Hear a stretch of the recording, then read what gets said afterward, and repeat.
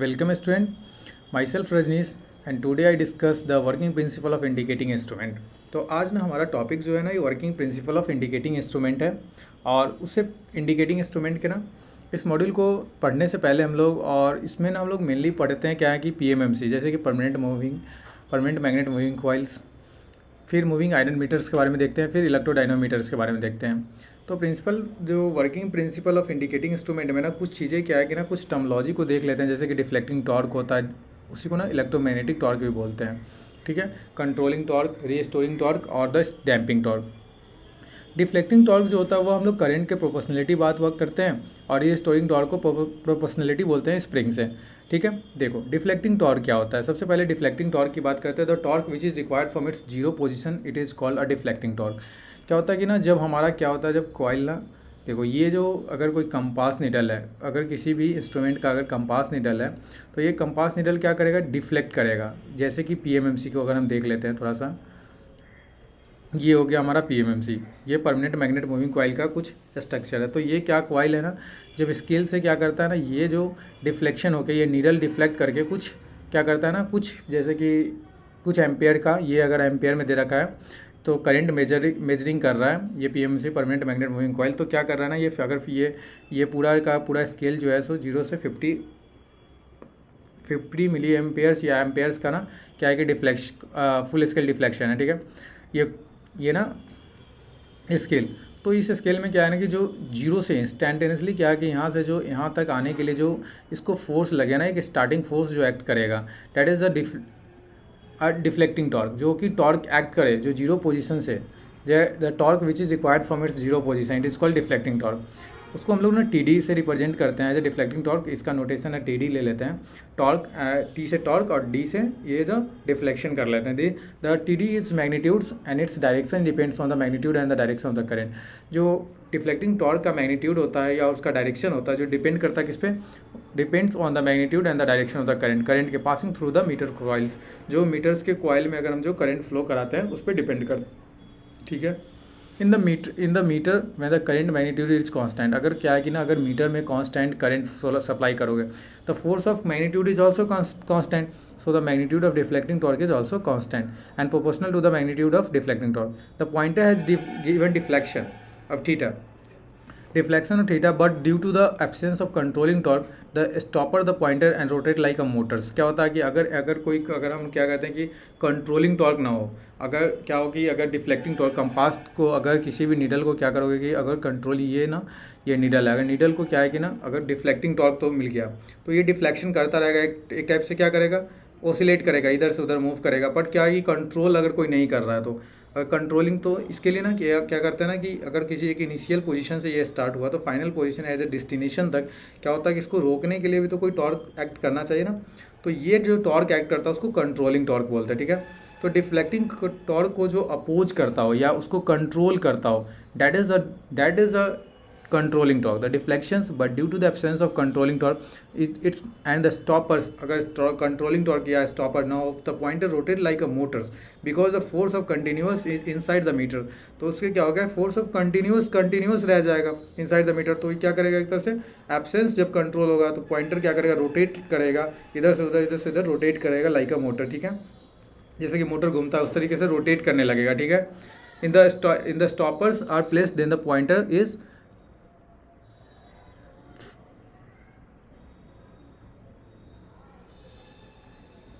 तो क्या करेगा, if the stoppers are placed then the pointer जो होता है ना वो क्या करेगा, फुल स्केल डिफ्लेक्शन वैल्यू में कुछ वैल्यू देगा, कुछ वैल्यू क्या करेगा, कुछ वैल्यू प्लेस्ड करेगा जो pointer full scale deflection value में। अगर हम जैसे कि पीएमसी को देखेंगे परमानेंट मैग्नेट मूविंग कॉइल में, इस चीज़ को और अच्छे से समझेंगे। लेकिन अभी हमको इतना चीज़ समझना है कि डिफ्लेक्टिंग टॉर्क जो होता है ना, एक तरह का टॉर्क एक्ट करता है, जो कि कोई भी अगर पीएमएमसी को देखेंगे ना, जैसे कि परमानेंट मैग्नेट मूविंग कॉइल को अगर देखते हैं तो क्या करते हैं ना कि परमानेंट मैग्नेट मूविंग कॉइल में, ये देखो ये एक परमानेंट मैग्नेट मूविंग कॉइल है।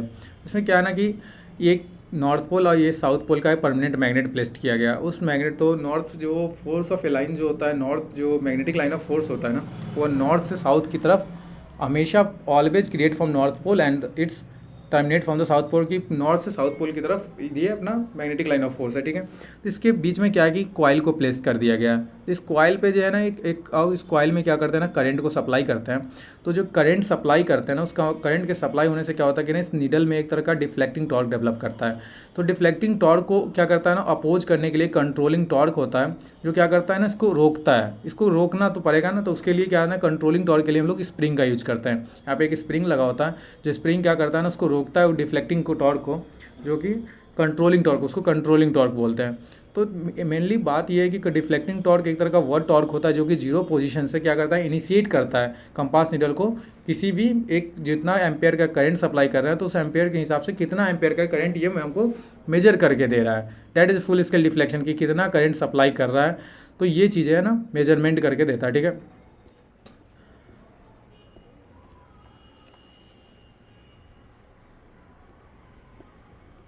देखते हैं कंट्रोलिंग टॉर्क या रिस्टोरिंग टॉर्क। तो जो कि क्या करता है, जो स्टॉप करता है पॉइंटर को at the required the final value और the controlling torque is required. The controlling torque is produce by the springs mechanism. क्या करता है ना, जो कंट्रोलिंग टॉर्क जो प्रोड्यूस करता है by the spring mechanism at the pointers gives deflection theta. अगर कोई पॉइंटर क्या कर रहा है, डिफ्लेक्शन हो रहा है, जैसे कि एंगल ऑफ थीटा डिफ्लेक्शन किया, तो स्प्रिंग स्टार्ट्स क्या करता है ना, स्प्रिंग्स स्टार्ट्स कंप्रेसिंग, उसको क्या करता है, रोकने का काम करता है और प्रोड्यूस करता है कंट्रोलिंग टॉर्क को।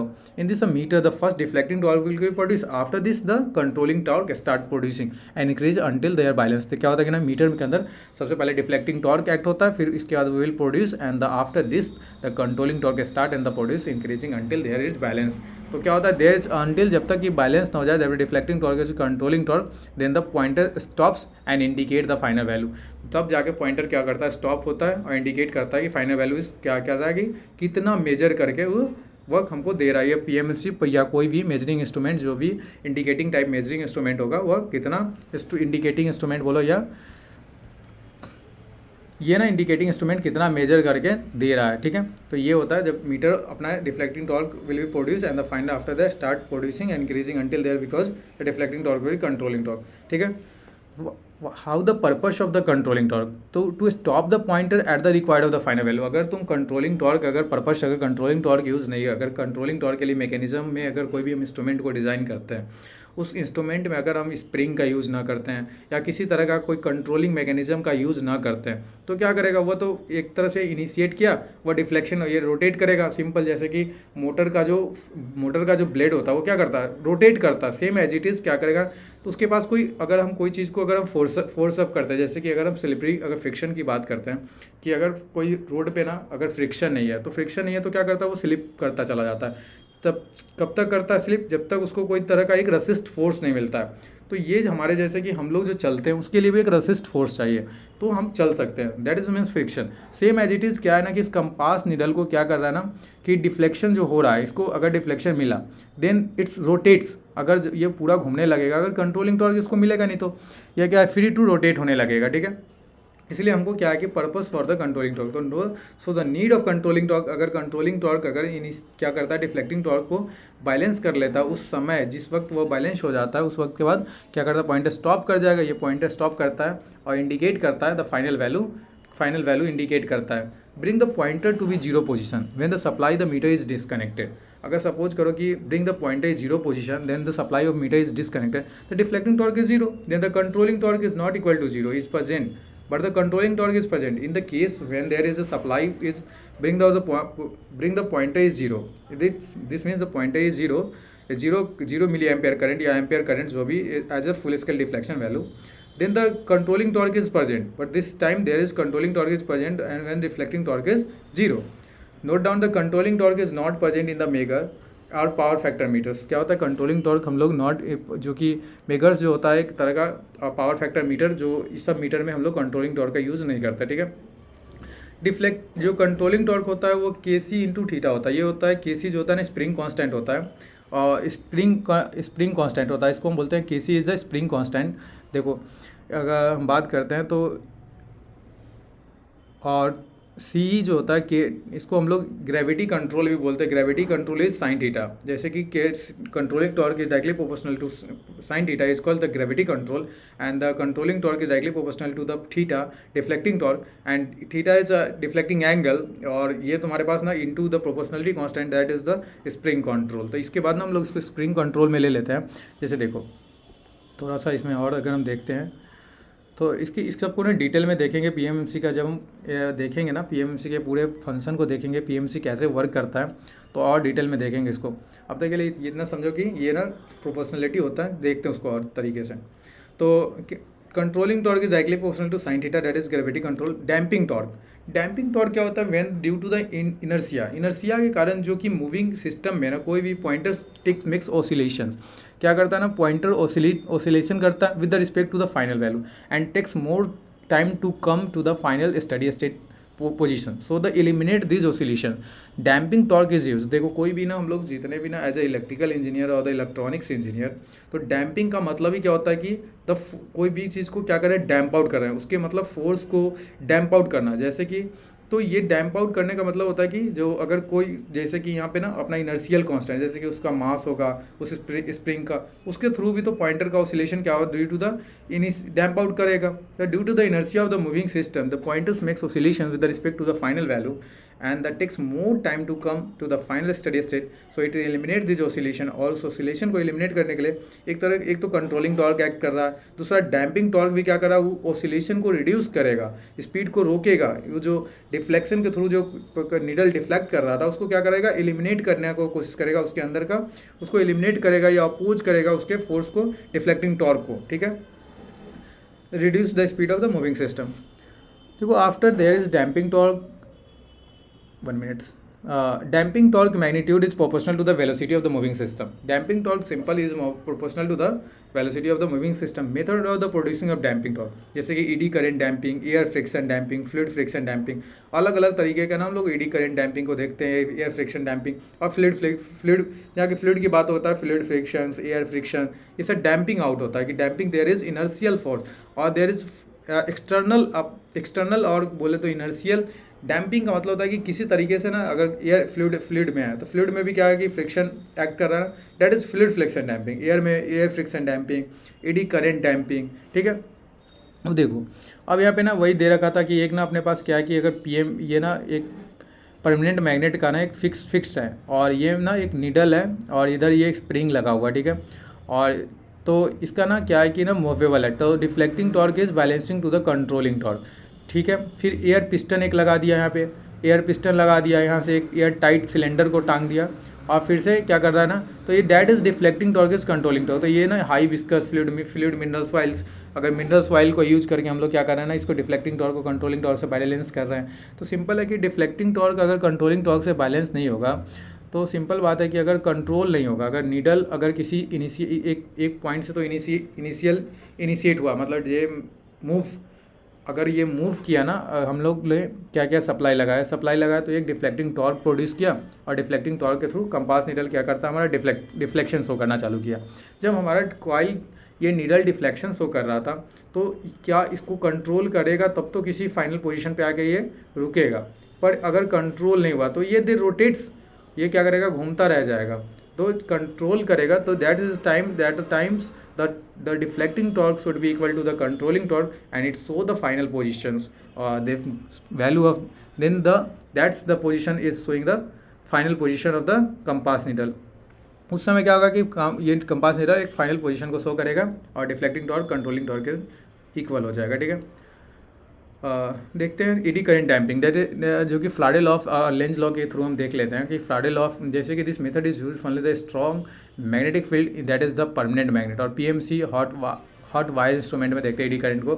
फ्लाडे लॉ या लेंज लॉ के थ्रू भी बोल सकते हैं कि जैसे कि लेंज लॉ क्या करता है ना, कहता है कि जो इलेक्ट्रोमैग्नेटिक के थ्रू जो इंड्यूस्ड होता है ना करंट ईएमएफ, वो क्या करता है, उसको अपोज भी करता है, that is AD current damping की तरह का।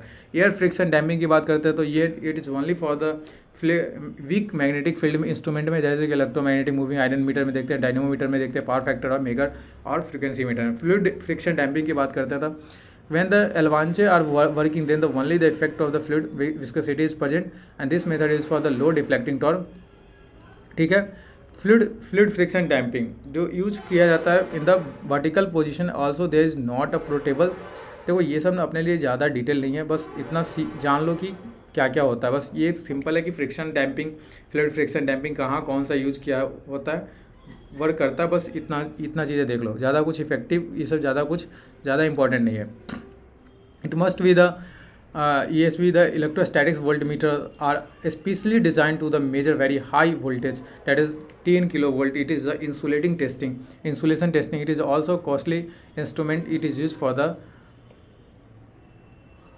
Use in the laboratories. तो ये चीज़ें हो गया एज अ पर इफेक्टिव एंड डिसेंडिंग ऑर्डर। सबसे ज़्यादा एडी करंट क्या होता है ना कि डैम्प आउट करता है, फिर फ्लूइड फ्रिक्शन, फिर एयर फ्रिक्शन। ये इस तरीके से कुछ खास है नहीं। देखो जैसे कि कंट्रोल सिस्टम में देखे होगे कि डैम्पिंग, जैसे कि हमारा क्या ना कि जैसे एक सिंपल अगर देखोगे तो कंट्रोल सिस्टम में डैम्प आउट का दिखा जाता है कि किसी तरीके से ना क्या एक ना इनिशिएट हुआ। जैसे कि हम लोग अगर देखते हैं कि सिस्टम में ना एक क्या करते हैं ना कि सप्लाई सिस्टम में ना इनपुट देते हैं, तो इनपुट देते हैं तो क्या करता है इंस्टेंटेनियसली क्या करता है ना वो एक तरह का ग्राफ बनाता है, फिर धीरे धीरे आके डैम्प आउट हो जाता है। ये धीरे धीरे क्या करता है ना वेव डैम्प आउट हो जाता है। या किसी तरीके से अगर हम अपनी फ्रिक्वेंसी अगर हम जो बोल रहे हैं ना तो उस चीज़ का भी क्या है ना वेव फॉर्म क्या है कि एक हाई पिक पे गया, फिर हाई पिक के बाद लो पिक धीरे एक टाइम के बाद क्या कर रहा है डैम्प आउट हो रहा है। तो all the indicating instrument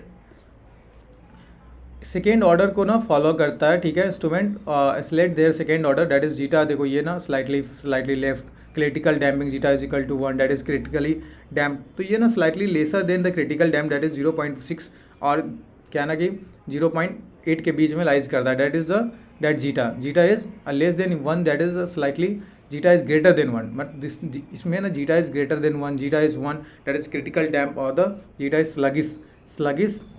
sluggish और द इसको बोलते हैं sluggish that is zeta is under damp. जो कंट्रोल सिस्टम लोग बोलते हैं ना under damp, over damp, critical damp, बस जस्ट सेम थिंग्स है यहाँ पे भी, ठीक है।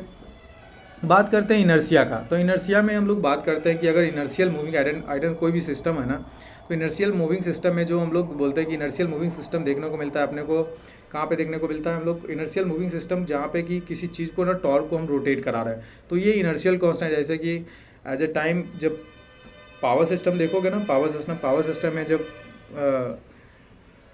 क्या है ना कि पावर सिस्टम में जब हम लोग बात करते हैं ना कि स्टेबिलिटी की बात, तो वहाँ भी देखते हैं इसको। कंट्रोल सिस्टम में भी देखते हैं। कंट्रोल सिस्टम में सबसे पहले जो चैप्टर है उसमें भी देखते हैं कि इनर्शियल सिस्टम और मूविंग सिस्टम में ना जे से रिप्रेजेंट करते हैं that is the in J D theta square by D square theta by D T square that is inertial constant. इसी को डैम्पिंग टॉर्क के डी थीटा, अगर डी डैम्पिंग के लिए टॉर्क यूज़ करते हैं तो डैम्पिंग कांस्टेंट इसका D theta by D T. Controlling torque के लिए टी सी इंटू के सी इंटू थीटा। ये जो के सी है ना ये क्या है कि ये तुम्हारा स्प्रिंग कांस्टेंट हुआ, ये डैम्पिंग कांस्टेंट हुआ, ये इनर्शियल कांस्टेंट है, बस कुछ नहीं। और लास्ट में पूरा सिस्टम का जो अगर डिफ्लेक्टिंग टॉर्क देखते हैं तो जे कोई भी एक सिस्टम है, कोई भी मूविंग सिस्टम का एक डिफ्लेक्टिंग टॉर्क जो देखोगे तो ये तुम्हारे पास मिलता है J D square theta by D T square plus damping का। देखो एक तो इनर्शियल डैम्प आउट करेगा, एक तो इनर्शिया के थ्रू उसका क्या होगा डिफ्लेक्टिंग टॉर्क, एक डैम्पिंग के फिर एक कंट्रोलिंग के थ्रू। तो इस तरीके से ना ये डिफ्लेक्टिंग टॉर्क को कौन कौन बैलेंस कर रहा है। डिफ्लेक्टिंग टॉर्क को तुम्हारा स्प्रिंग बैलेंस करने का कोशिश करेगा कि उसको रोकेगा, फिर उसका डैम्प आउट होने का कोशिश करेगा, फिर वह इनर्शिया किसी बॉडी का ना इनर्शिया, जैसे कि अगर बात करते हैं कि सिंक्रोनस मशीन, तो सिंक्रोनस मशीन की बात करते हैं। सिंक्रोनस मशीन में क्या होता है कि रोटर होता है, अगर जो कि तुम्हारा क्या है ना कि कोई भी मशीन है ना कि तुम्हारा जैसे सिंक्रोनस मशीन है तो जो एज ए टाइम अगर तुम विजिट करोगे किसी भी थर्मल पावर प्लांट में तो क्या करोगे ना, जब थर्मल पावर प्लांट में विजिट करोगे तो वहाँ देखोगे कि स्प्रिंग से क्या कहते हैं टरबाइन का ना साफ्ट और रोटर का जो जनरेटर का साफ्ट होता है ना रोटर, वो क्या करता है घुमाते हैं उसको। जैसे वो घूमता है तो क्या करता है वो मैकेनिकल पावर से इलेक्ट्रिकल पावर जनरेट करता है, तो उसका एक इनर्शियल टॉर्क, उसको उस टॉर्क को भी बैलेंस करना पड़ता है, उसके फिर डैम्प आउट को भी बैलेंस करना पड़ेगा। जब उसको इनर्शियल को बैलेंस करेगा तो क्या करेगा अपने आप को मूव करेगा, फिर उसका घूमेगा। कोई भी बॉडी को या कोई भी रोटेटिंग बॉडी को इनर्शियल उसका सिस्टम को बैलेंस करोगे, इससे ओवरकम करोगे तब तो वह क्या करेगा मूवेबल में आएगा। जब वह मूवेबल में आएगा फिर उसको डैम्प आउट हो जाएगा, फिर उसका एक तरह का डैम्पिंग टॉर्क भी एक्ट करेगा। जहाँ पे भी वो डैम्पिंग एयर किसी तरीके का डैम्प आउट टॉर्किंग एक्ट करे, फिर इसके बाद ना कंट्रोलिंग टॉर्क, अगर स्प्रिंग लगा रखे हो तो कंट्रोलिंग टॉर्क भी एक्ट करेगा। तो during the steady state the period is there is overcome the only the controlling torque that is called the deflecting torque. The steady state period के लिए अगर हम सिर्फ बात करते हैं तो there is deflecting torque has overcome by the controlling torque. हम लोग स्टडी स्टेट की बात करते हैं ना। अब for the indicating instrument slightly lesser than the critical time that is 0.6 zeta is less then 0.8। देखो अब ना इंपॉर्टेंट चीज़ क्या क्या था इधर, देखो इंपॉर्टेंट चीज़ एक था यहाँ से जो अभी हम लोग बात करते हैं working principle of indicating instrument में ना, सिंपल का डिफ्लेक्टिंग टॉर्क था, कंट्रोलिंग टॉर्क। डिफ्लेक्टिंग टॉर्क एक तरह का वह टॉर्क होगा जो डिफ्लेक्शन करने में हेल्प करेगा, जो कि सप्लाई के बाद हम वह डिफ्लेक्ट करेगा। और कंट्रोलिंग टॉर्क उसको क्या करेगा ना, कोई भी चीज़ अगर मूव कर रहा है तो उसको क्या करने का, कंट्रोलिंग करने का काम करेगा। फिर डैम्पिंग टॉर्क क्या भी करेगा, same as it is damping torque भी उस डिफ्लेक्टिंग टॉर्क को अपोज करता है। सिंपल जैसे कि फ्रिक्शन क्या करता है ना, मोशन को अपोज करता है, सेम एज इट इज समझो कि वह डिफ्लेक्टिंग टॉर्क का डैम्पिंग टॉर्क और कंट्रोलिंग टॉर्क जो है वह क्या करेगा, डिफ्लेक्टिंग टॉर्क को बैलेंस करेगा। इसीलिए यहाँ पे क्या है ना कि ये जो इक्वेशन लिखा है ना वो same as a mechanical system में लिखा हुआ है, J D theta square by D T square by D theta by D T plus K C. ये जे रखा है, जे इज़ इनर्शियल कांस्टेंट को हम लोग एज ए जे के टर्म में नोटेशन करते हैं पूरे इन द इलेक्ट्रिकल और इलेक्ट्रॉनिक्स जो भी इंजीनियरिंग कर रहे हैं ना उन सबको ये बात देखोगे ना तो पूरे जो इतना भी इनर्शियल कांस्टेंट आएगा तो वहाँ पे क्या है ना कि जे यूज़ करना है, ठीक है। अब देखो एक पीएमएमसी की बात करते हैं जो कि परमानेंट मैग्नेट मूविंग कॉइल है, इसी को हम लोग डी आर्सोनोबल मोमेंट भी बोलते हैं। देखो ये ना सबसे इंपॉर्टेंट है, यहाँ से ना एक क्वेश्चन जरूर बन जाता है और काफ़ी अच्छा क्वेश्चन बनता है। देखो इसको अच्छे से देखते हैं, इस प्रिंसिपल को थ्रू समझने के बाद हम लोग ना वह जो टर्मोलॉजी था डिफ्लेक्टिंग टॉर्क, कंट्रोलिंग टॉर्क और द रीस्टोरिंग टॉर्क उसी को बोलते हैं, और एक डैम्पिंग टॉर्क, इसको और अच्छे से समझेंगे। तो सबसे पहले अगर बात करते हैं कि तो हम लोग जो देखें ना उधर जो डिफ्लेक्टिंग टॉर्क, कंट्रोलिंग टॉर्क और डैम्पिंग टॉर्क के बारे में, तो हम इसके बारे में ना अच्छे तरीके से आप पीएमएमसी में इस चीज़ को इम्प्लीमेंट करके भी समझेंगे। देखो होता क्या है,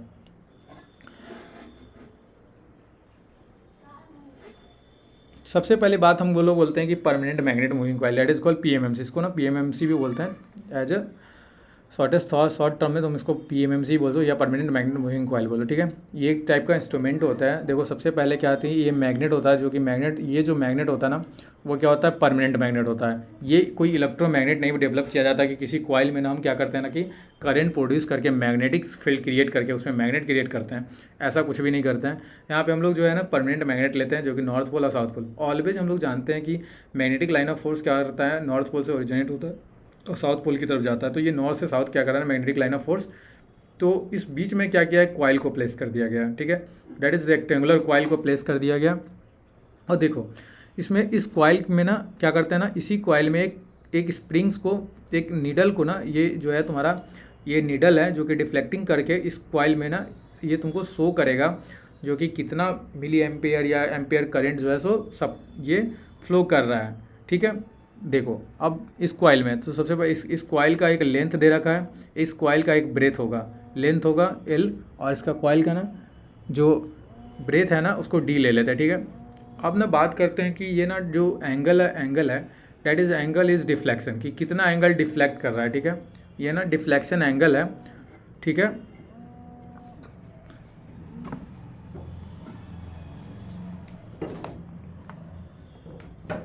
ठीक है, देखो ये ना तुम्हारे पास क्या है, डिफ्लेक्शन एंगल है कि थीटा एंगल से डिफ्लेक्ट करा और ये कुछ मिली एम्पेयर का करंट शो कर रहा है, ठीक है। और ये तुम्हारे पास इसको बोलते हैं ज्वेल्ड बियरिंग्स, बॉल की तरह, और डेट इज स्पाइंडल्स, अंदर में एक स्पाइंडल होता है, ठीक है। देखो इसने ये यहाँ से करंट को सप्लाई करा, the current is supplying in this coil. तो इस तरीके से ना इस कॉइल का ना, ये कॉइल जो रेक्टेंगुलर कॉइल है इसमें सप्लाई किया गया है करंट, आई करंट। ये देखो फिर क्या है ना, ये डाइवर्जिंग फ्लक्स है। क्या करता है ना, सबसे पहले क्या है कि सिंपल है कि लास्ट तक आते आते डाइवर्जिंग फ्लक्स, ये सिंपल क्या है कि ना जो सबसे मिडिल ऑफ होता है वो क्या करता है ना एकदम से 90 डिग्री एंगल से बना के वो फ्लक्स पास करेगा, फिर धीरे धीरे करके डाइवर्जिंग हो जाता है। वो तो ये तो मैग्नेट्स का प्रॉपर्टी है, ठीक है, कन्वर्जिंग और डाइवर्जिंग, ठीक है। अब क्या है ना, length of converging of the conductor, ठीक है। ये फ्लैट स्पाइंडल स्फेरिकल स्प्रिंग, एक स्प्रिंग ऊपर लगा है और एक स्प्रिंग नीचे लगा हुआ है, ठीक है। और ये परमानेंट मैग्नेट है जो कि एलिनको और देख लेते हैं और कुछ, और it is a similar to the DC motor with the limited rotation. क्या है ना कि एक एज ए डीसी मोटर जो हम लोग देखते हैं ना, डीसी मोटर में भी same as is permanent magnet को प्लेस करते हैं, उसके बीच में कॉइल को प्लेस करते हैं, लेकिन क्या है ना कि यहाँ पे रोटेशन को हम लोग बोलते हैं limited rotation. It is work on the Lawrence principles, that is called when the current is carrying the coil. जो करंट अगर कॉइल में प्लेस करते हैं तो एक मैग्नेटिक फील्ड एक्सपीरियंस होता है और एक mechanical force, that is called B into I L. यही जो B L into I L, इसको जब इसको करते हैं ना, ब्रेक डाउन करते हैं, इसका कंपोनेंट ब्रेक डाउन करते हैं तो B I L sine theta होता है। और जो अल्फ़ा साइन अल्फ़ा ले लिया है, साइन अल्फ़ा या साइन थीटा ले लो, कुछ भी ले लो, अल्फ़ा इज़ 90 डिग्री, ठीक है। तो जो that is the F is equal to B I L. क्यों? क्योंकि साइन 90 का वैल्यू क्या हो जाता है, 1 हो जाता है, ठीक है। तो so the radial magnitude is field is use to, so the alpha is 90 degree, so the force is B I L and the f b n is n b i l, n is the numbers of turns of the coil, कि कितने numbers of turns of coil है। जैसे कि coil का numbers of turns given होगा in question, you have mention that the numbers of turns of the coil is 60 turn, 100 turn, जो भी होगा वो मेंशन रहता है। तो जो ये तुम्हारे पास क्या हुआ, फोर्स आया, ठीक है, इस कॉइल पे लगता हुआ फोर्स आया। अब हम बात करते हैं कि डिफ्लेक्टिंग टॉर्क। डिफ्लेक्शन का मतलब होता है फोर्स इंटू जब भी हम टॉर्क की बात करते हैं ना, फोर्स इंटू डिस्प्लेसमेंट की बात करते हैं, ठीक है। तो यहाँ पे देखो तुम्हारे पास क्या है ना कि बी आई एल, जो फोर्स जो बी आई एल ना, तो क्या होगा तुम्हारा लेंथ एरिया, ये जो तुम्हारे पास ना क्या हो जाएगा तुम्हारे पास, देखो तो डिस्प्लेसमेंट क्या हो जाएगा डी, ये हो जाएगा फोर्स इंटू डिस्प्लेसमेंट। तो फोर्स क्या है कि डिस्प्लेसमेंट क्या है इसका, डी है, मतलब इसका ब्रेथ जो है ना, कॉइल का जो ब्रेथ है वो डी है। तो फोर्स इंटू डिस्प्लेसमेंट, तो N B I L force हमारे पास था, एन बी आई एल, और हमारे पास डिफ्लेक्शन का ये जो डी जो है ना, breadth of the conductors, that is D. तो ये तुम्हारे पास एरिया हो गया, L into D into area हो गया। तो टॉर्क का deflecting torque is B I N A. B जो हो गया वो तुम्हारा मैग्नेटिक फ्लक्स डेंसिटी हो गया, जो कि फ्लक्स पर यूनिट एरिया होता है, जो how much change of the flux with respect to the, मतलब किसी एरिया से, किसी क्रॉस सेक्शन एरिया से जो कितना फ्लक्स पास हो रहा है। अगर हम बात करते हैं कि अगर ये क्रॉस सेक्शन एरिया है, कि ये कॉइल है, तो कॉइल से कितना करंट फ्लक्स पास हो रहा है, इस कॉइल से जो फ्लक्स पास हो रहा है ना, यही ना चेंज ऑफ फ्लक्स हो रहा है, magnetic line of force, that is change of flux. तो ये जो फ्लक्स पास हो रहा है, that is the change of flux with respect by area, जो the flux per unit area, that is a B, that is flux density. ये ना B जो तुम्हारा फ्लक्स डेंसिटी होता है, जो कि तो ना एन जो हो गया तुम्हारा, ये कंट्रोलिंग टॉर्क का फार्मूला होता है पीएमएमसी का, जो कि सबसे इंपॉर्टेंट है, ये याद करो। और जैसे कि एन हो गया तुम्हारा numbers of turns in the copper coil, B हो गया तुम्हारा flux density the permanent coil in the weber per metre. कभी भी फ्लक्स क्या होता है, फ्लक्स जो यूनिट होता है ना, फ्लक्स का यूनिट होता है वेबर, और क्या हो गया फ्लक्स पर यूनिट है, पर यूनिट एरिया। तो पर यूनिट एरिया का मतलब क्या, फ्लक्स पर यूनिट एरिया। तो सिंपल क्या है कि एरिया अगर तो लोगे फ्लक्स पर यूनिट एरिया, तो area is in the meter square, then the area is the area of the copper coil, A is area of the copper coil in the meter square, and I is the current is passing through the coil is A. तो current is passing through the coil, कितना current ना तुम supply लगाए हो permanent magnet में, जैसे current I supply किए हो, तो that is current is passing through the coil A, ठीक है। तो डिफ्लेक्टिंग टॉर्क क्या हो गया, अगर डिफ्लेक्टिंग टॉर्क को देखोगे तो तुम्हारे पास क्या है ना कि एन तो तुम्हारा क्या है, कांस्टेंट हो गया, एन कांस्टेंट हो गया। किसी भी मशीन को अगर डिज़ाइन हम कर दें तो एन तो कांस्टेंट हो गया, फिर कॉइल भी कांस्टेंट हो गया उसका। किसी भी मशीन को डिज़ाइनिंग करने के बाद उसका एक एरिया कांस्टेंट हो जाएगा, numbers of turns of the coil, फिर हम चेंज तो नहीं कर सकते कॉइल को, तो कॉइल भी फिक्स हो गया, बी भी फिक्स हो गया। तो B flux per unit area, क्योंकि चेंज ऑफ फ्लक्स जो नॉर्थ जो मैग्नेट का लाइन ऑफ फोर्स होगा वो भी फिक्स हो जाएगा। तो सिर्फ चेंज क्या होगा, चेंज सिर्फ करंट हो सकता है। तो इसमें मैकेनिज्म में सबसे सेंसिंग इंस्ट्रूमेंट क्या हो गया, करंट हो गया।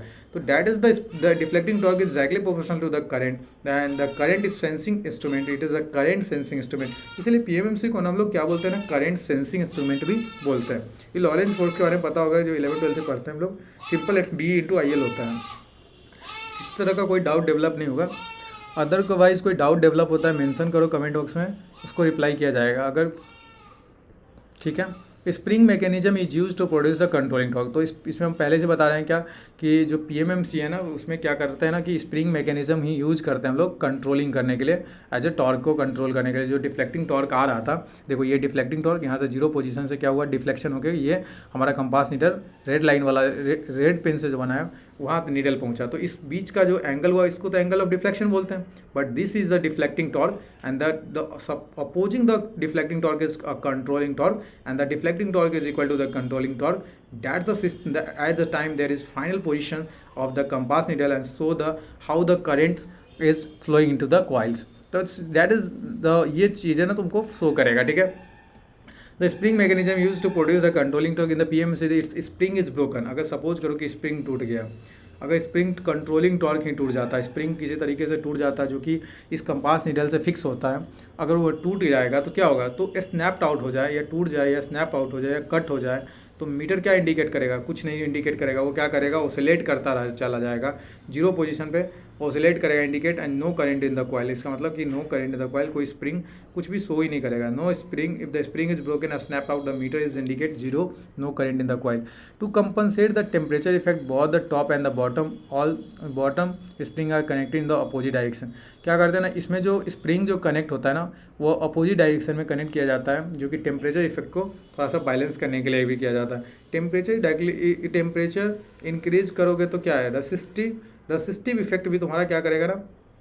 अगर हम बात करते हैं कि temperature coefficient alpha plus alpha, तो ये क्या करेगा सेमी की, देखो सबसे पहले अगर बात करते हैं कि अगर हम मेटल्स में बात करते हैं, तो मेटल्स में क्या होता है ना कि एक बात है कि अगर कोई भी मेटल है, कोई भी मेटल, तो उसमें क्या करोगे, अगर टेम्परेचर को इंक्रीज करोगे तो उसका रेसिस्टेंस क्या करता है, रेसिस्टेंस इंक्रीज करेगा, तो रेसिस्टेंस भी इंक्रीज करता है। But in the case of in the semi conductor और द इंसुलेटर, टेम्परेचर इंक्रीज करोगे तो रेसिस्टेंस डिक्रीज करता चला जाता है। जैसे कि टेम्परेचर जैसे इंक्रीज करोगे तो इसको बोलते हैं अल्फा जो है तो minus alpha, that is semiconductor insulation. और अगर temperature increase that is magnet constant. और यहाँ पे क्या ना कि टेम्परेचर के इंक्रीज करने से कोई इफेक्ट नहीं पड़ता है। इस टाइप के हम लोग इस टाइप का मैग्नेट का यूज करते हैं, इस टाइप का ना हम लोग स्प्रिंग यूज किया जाता है यहाँ पे, कि टेम्परेचर के इंक्रीज या डिक्रीज से कोई इफेक्ट नहीं पड़ता है। तो नो इफेक्ट ऑफ द ये बात ना हाँ, तो नो कोई इफेक्ट नहीं पड़ता, जीरो इफेक्ट पड़ता है, ठीक है। देखो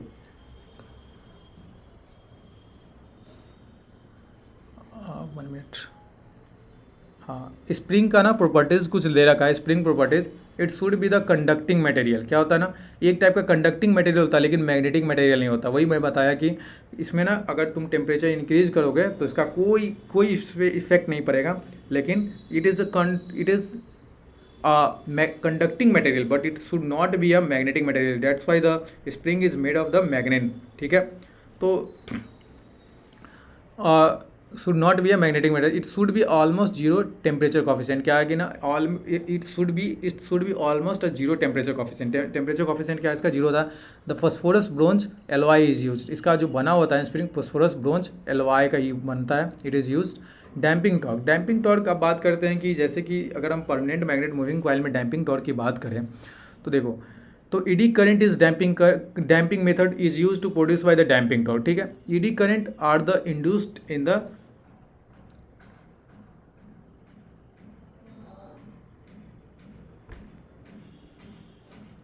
देखो eddy current are produce induced होता है। फिर फाइनल स्टडी पोजीशन क्या है कि deflecting torque is controlling torque. Simple है क्या कि जो कि डैम्पिंग टॉर्क जो रहा है ना, जो कि डैम्पिंग टॉर्क वो क्या कर रहा है ना, कंट्रोलिंग टॉर्क या डैम्पिंग टॉर्क बोले तो, या सिंपल बोले तो deflecting torque, not it is a deflecting torque. Damping the it's final steady position that controlling torque is equal to deflecting torque. क्या होता है ना, उस वक्त क्या होता है, डिफ्लेक्टिंग टॉर्क से बैलेंस होता है कंट्रोलिंग टॉर्क, उस वक्त क्या होता है तुम्हारा फाइनल स्टडी स्टेट पोजीशन होता है, ठीक है। बात करते हैं कि केस थीटा, ये जो हम लोग अभी देख रहे थे कंट्रोलिंग टॉर्क क्या होता है, स्प्रिंग कांस्टेंट इनटू थीटा। जो अभी तक हम लोग उधर से देखे ना कि ये देखो स्प्रिंग कांस्टेंट इनटू ये स्प्रिंग कंट्रोल क्या होता है, केसी इंटू थीटा, जो कि केसी होता है स्प्रिंग कांस्टेंट और थीटा जो होता है वो डिफ्लेक्शन, एंगल ऑफ डिफ्लेक्शन होता है, ठीक है। तो ये होता है तुम्हारे पास और डिफ्लेक्टिंग टॉर्क इज NBAI है, दैट इज बीना, हम लोग याद करने के लिए इसको बीना भी लिख सकते हो, BINA बीना। तो ये तुम्हारे पास अगर थीटा निकालोगे दैट इज डिफ्लेक्शन और एंगल ऑफ डिफ्लेक्शन, ये तुम्हारा हो गया डिफ्लेक्शन और एंगल ऑफ डिफ्लेक्शन क्या होगा। तो किसी क्वेश्चन में अगर मेंशन कर देगा ना कि पहले तो तुमसे PMMC में पूछता है, सबसे पहला क्वेश्चन PMMC का बनता है कि डिफ्लेक्टिंग टॉर्क बताओ, ठीक है। दूसरा क्वेश्चन पूछता है कि PMMC ना एक तरह का क्या है ना, लीनियरली, क्योंकि they is proportional to the current, ठीक है, लीनियर होता है। फिर ये मेजर करता है DC को सिर्फ, AC को क्यों नहीं मेजर करता, क्योंकि अगर AC को मेजर करेगा ना तो ये क्या करता है, एक वेव फॉर्म को चेंज करता है। AC हमेशा वेव फॉर्म को चेंज करता है, तो इस AC का वेव फॉर्म जो चेंज होता है उससे क्या होता है कि जीरो करंट शो करने लगेगा एक समय में, तो ऐसा नहीं होना चाहिए, ठीक है। हाँ देखो, तो ये हो गया तुम्हारे पास। और एंगल ऑफ डिफ्लेक्शन पूछता है, and angle of deflection the theta is directly proportional to I, then this means that there is a linear scale. तो ये देखो तुम्हारे पास ना एक theta is I that PMMC as linear scale, वही बता रखा है। तो ये ना तुम्हारे पास सप्लाई करंट है, ये कोई परमानेंट मैग्नेट मूविंग कॉइल का इंस्ट्रूमेंट है जिसमें करंट एंट्री और करंट लिविंग दिखा रखा है, और ये कंपास नीडल का एक कंपास नीडल है। सिंपल कुछ भी नहीं है, सिंपल बता रहा है कि ये जो एंगल ऑफ डिफ्लेक्शन होता है ना वो PMMC में लीनियर स्केल शो करता है। इसके बारे में डायग्राम होगा इस फिगर में, इसमें फिगर डायग्राम नहीं है तो 1 मिनट।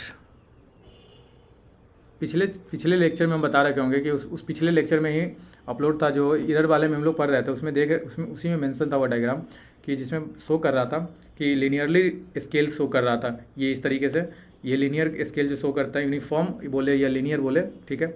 अब बात करते हैं कि करेंट, तो ये ना theta is directly proportional to I, मतलब जो एंगल ऑफ डिफ्लेक्शन होता है वो directly proportional to current, that's means sensitivity. One terminology is also that proportional, that is a proportionality को हटाते हैं ना तो सेंसिटिविटी एक टर्म आता है जो कि sensitivity is equal to NBI/KC। कैसे देखो, थीटा इज इक्वल टू, तो सेंसिटिविटी क्या हो जाएगा तुम्हारा I/थीटा, थीटा क्या है NBI/KC, तो KC NBI/KC करोगे तो ये तुम्हारा सेंसिटिविटी का फॉर्मूला होता है NBI/KC, ये तुम्हारा सेंसिटिविटी का फॉर्मूला हो जाएगा, ठीक है। तो सेंसिटिविटी जैसे जैसे डिक्रीज करोगे कि वैसे वैसे क्या करता है ना, स्प्रिंग कांस्टेंट क्या होता है तुम्हारा, स्प्रिंग कांस्टेंट सेंसिटिविटी का डिक्रीज करता है, स्प्रिंग कांस्टेंट इंक्रीज करा जाता है। ये तुम्हारा एक IEC का क्वेश्चन है, पहले IEC के नाम से उसको पेपर दिया जाता था। तो ये ना स्प्रिंग कांस्टेंट के EEC का पेपर का कोई EEC में पूछा गया कोई क्वेश्चन था कि अगर हम सेंसिटिविटी को डिक्रीज करते हैं तो क्या स्प्रिंग कांस्टेंट पे क्या असर करेगा। तो सेंसिटिविटी को जैसे डिक्रीज करोगे स्प्रिंग कांस्टेंट क्या करता है, इंक्रीज करा जाता है, ठीक है। It is a polarise instrument, that is plus minus, it is polarise instrument, it is a PMMC is a work only for the DC, वही बता रखा था मैंने, PMMC is work for only a DC, ठीक है। अब देखो ये ना तुम्हारे पास एक क्वेश्चन है जो कि single phase 50 hertz 140 AC supply है in the given to the zero. So इसका ना जो मूविंग आयरन जो PMMC है, मूविंग कॉइल इंस्ट्रूमेंट या moving coil instrument PMC, that is not a moving coil instrument, it is permanent magnet moving coil instrument, ठीक है। Then the pointer indicates what pointer indicate, this means this is the AC supply, there is AC supply, there is no deflections. वही मैंने बताया कि जो PMMC ना AC को major नहीं करता, इट इज़ नो डिफ्लेक्शन, ठीक है। Practically, PMMC it is used for the DC voltmeter or DC ammeter. It is measured direct in the milliampere or the millivolt only. It is only for the average current or the average voltage, जो कि हम लोग उस वक्त से उतने समय से भी पहले भी बात कर रखे थे कि जो एवरेज करंट हो और एवरेज वोल्टेज के लिए जब भी हम लोग DC की बात करते हैं तो एवरेज की बात करते हैं, वही हम लोग बात करते हैं RMS। जब भी हम लोग ना AC की बात करना चालू करते हैं तो RMS की बात करते हैं, ठीक है। तो ये हमारे पास ना PMMC जो इंस्ट्रूमेंट होता है वो DC वोल्टमीटर या DC एमीटर को मेजर करता है directly in the milli ampere और the milli volt ampere. Average current जो होता है ना उसका एवरेज वोल्टेज वाली, ठीक है, एवरेज करंट और एवरेज वोल्टेज को मेजर करता है। Practically the voltmeter cannot be design for the directly because all the electrical meters are current sensing meters. देखो होता क्या है ना कि प्रैक्टिकली हम लोग वोल्ट मीटर को डिजाइन नहीं करते हैं because there is all the electrical meters are sensing meter and so the electrical volt meters are current corresponding to the voltage indicating due to the carrying of the current by the string into the coil and the out of the coil is measured in the millivolt because they are string is thickness is equal to air, ठीक है। कुछ भी नहीं लिखा है, ये लिखा है कि प्रैक्टिकली हम लोग वोल्ट मीटर को ना डिजाइन करके ज़्यादातर तो हम लोग क्या करते हैं, क्योंकि क्या है ना कि जो मीटर होता है जितने भी मीटर होता है वो करंट सेंसिटिव मीटर होता है।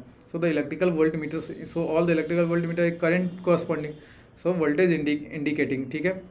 अब बात करते हैं एक्सटेंशन रेंज ऑफ टेक्निक्स। कुछ रेंज एक्सटेंशन की बात करते हैं कि हम ना जैसे कि measuring of the higher value of current